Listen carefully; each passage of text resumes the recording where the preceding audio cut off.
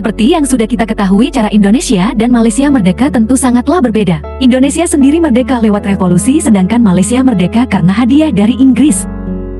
Namun kemerdekaan Malaysia yang hanya diberi hadiah oleh Inggris, itu bukan urusan kita. Yang jadi urusan kita ketika mereka mengganggu Indonesia dengan konsep propaganda ilusi alam Melayu dan propaganda bangsa serumpun. Konsep ini merupakan konsep geokultural yang akan mengaburkan kepemilikan kebudayaan nasional Indonesia, termasuk bahasa. Nah, hari ini Mimin akan membahas bagaimana sulitnya membentuk bangsa Indonesia dan bahasa Indonesia hingga menjadi seperti sekarang. Bangsa Indonesia sendiri dibentuk dengan berdarah-darah. Konflik-konflik yang melibatkan perang saudara antara sesama kita menjadikan bangsa ini semakin kuat dan kokoh. Namun membentuk bangsa yang kuat dan kokoh tidak semudah membalikan telapak tangan.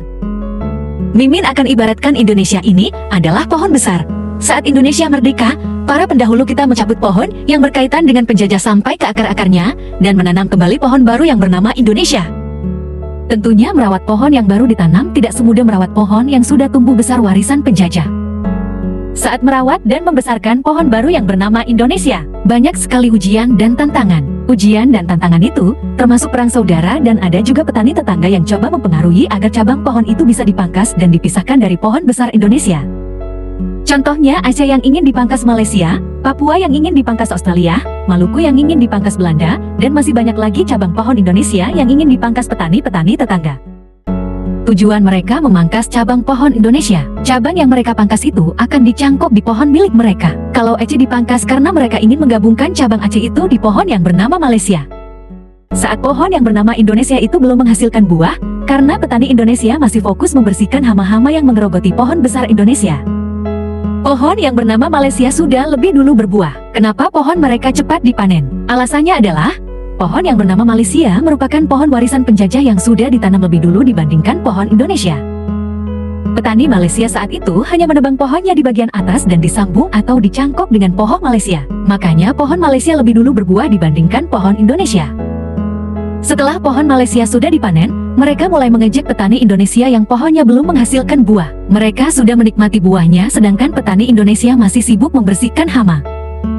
Nah, pohon Malaysia kan sudah dipanen, otomatis mereka sudah menghasilkan uang yang banyak. Namun di sini mereka tidak menyadari bahwa pohon mereka sudah rapuh. Karena pohon warisan penjajah itu ditanam oleh penjajah, tujuannya bukan untuk diberikan kepada petani Malaysia, tapi hanya untuk dijadikan sebagai pohon hiasan yang suatu saat bisa dipanen Inggris. Dan sekarang terbukti kalau pohon mereka yang bernama Malaysia sudah rapuh. Konsep kebangsaan mereka yang gagal, bahasa Melayu gagal, bahkan lebih parahnya lagi mereka mulai terpinggirkan oleh etnis Cina dan India. Dan itu kesalahan yang mereka buat sendiri.